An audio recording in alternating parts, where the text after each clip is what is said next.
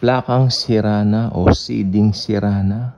Pero malamang napapansin ninyo na kailang episodes na po ako, na uulit-ulitin ko to, na sa Biblia po, yan, sa Biblia po, particular sa New Testament, ang titulong pastor ay kay Jesus lamang.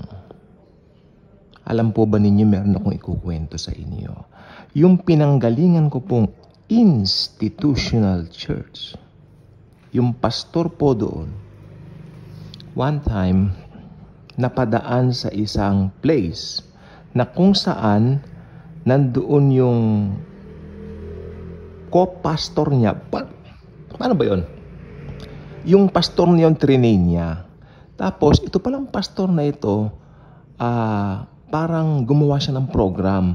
Ginamit niya yung church nitong pastor na ito na sinasabi ko. Nung nakita niya, naggalit itong pastor na ito, tinawag niya sa isang tabi itong trinay niyang pastor. Huwag mong ilalagay ang pangalan ng church ko dyan. Church ko dyan, sabi niya. Church ko. Kalain mo, sabi niya. Huwag mong ilalagay ang pangalan ng church ko dyan. O sa mas mababaw na salin, huwag mo ilalagay ang pangalan ng simbahan ko diyan. Alam mo, sabi po niya, ako yan. Ako yan. Sa akin yan. Parang ganon. Kwento po ito sa akin itong pastor na yon. Na ngayon po umalis na rin doon. Oh, praise Jesus. Salamat. Talagang wow. Tapos kwento niya, alam mo, bro, kanya sa akin, brother, tuwing bago ako mag-preach, wala akong kalayaan na mag-preach nang hindi nagpapaalam sa kanya kung anong i-preach ko.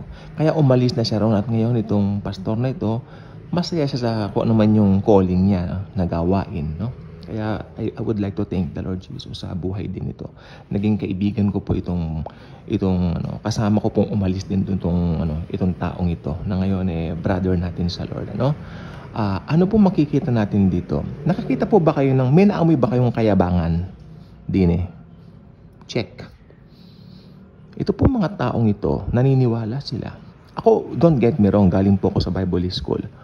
Pero naniniwala itong mga ito that you cannot preach not until nakagraduate ka raw sa Bible school, which is wrong.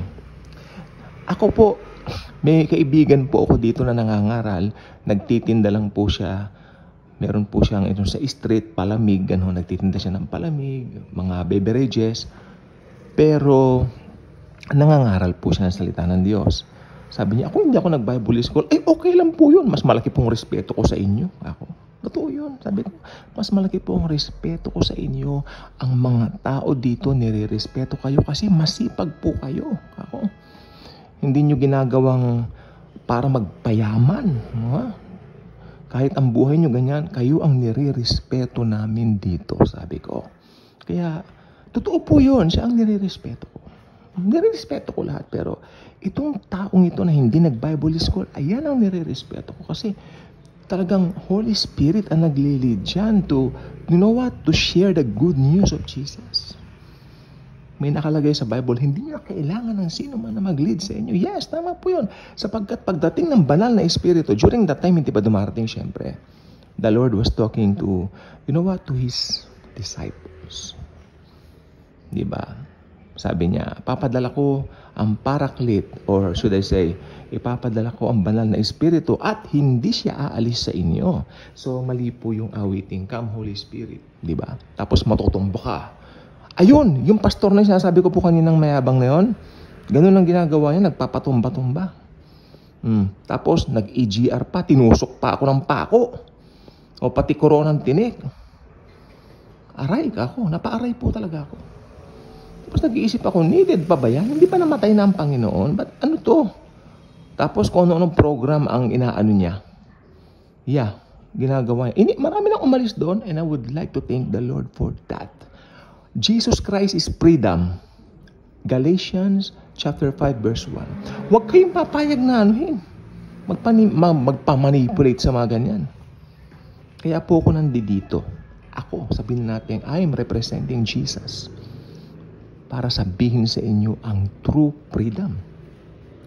Hindi mo pwedeng sabihin na, ay hindi ko pwedeng i-preach yan kasi magagalit si bishop eh. Ngek. Ano nangyari sa freedom mo? May title pang bishop, may title na pastor, ano yan? Lahat tayo pastor, lahat tayo bishop. Kaya lang, iba-iba lang yung antas ng gawain natin. Tandaan nyo po, ang pastor po, ang titulo o ang title, it only belongs to the Lord Jesus Christ. And with that, saludo ko kay Brother Eli Soriano. I love Brother Eli Soriano.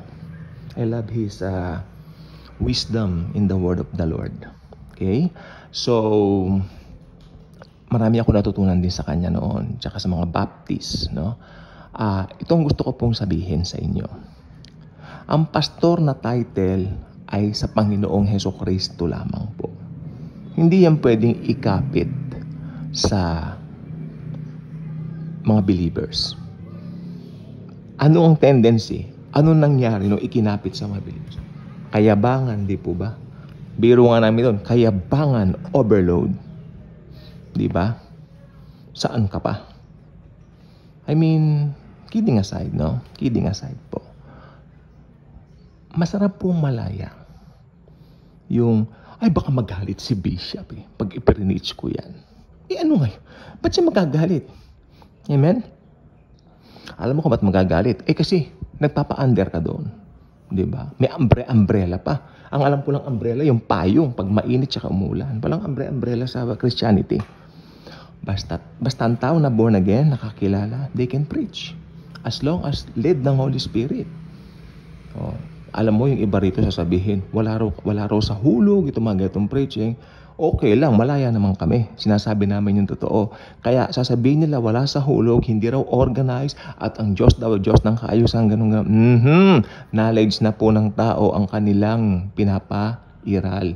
Hindi na po nila pinapairal. Don't get me wrong, maganda pong Bible school. Nakailang Bible school ako, ang dami kong diploma. Pero yung sasabihin mo na kailangan ng Bible school para mangaral ka, hindi po ako conforme doon.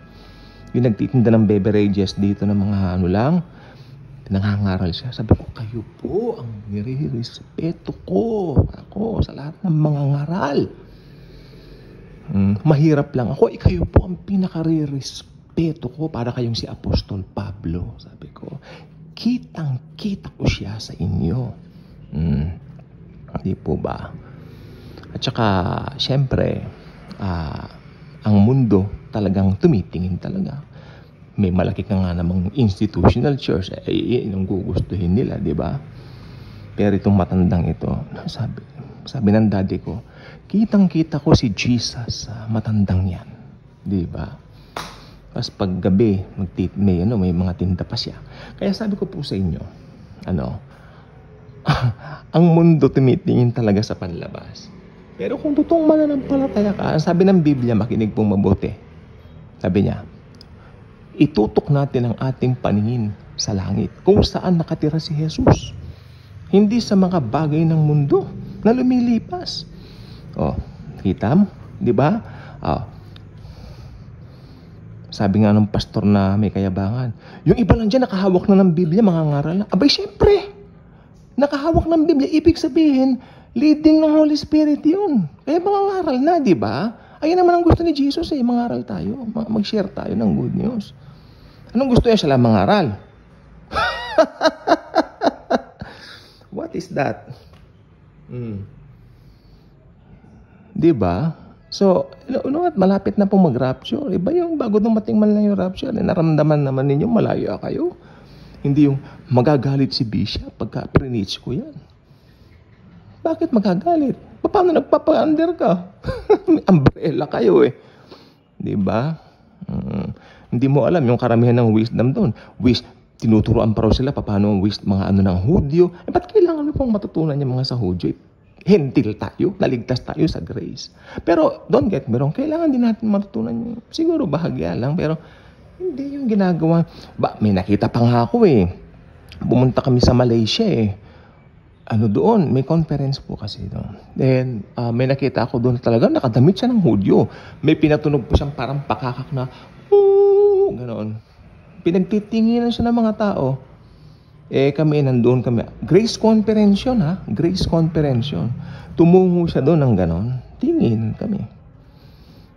Sabi ko, Lord, ano ba yan? Ako, talagang, wow, what is that?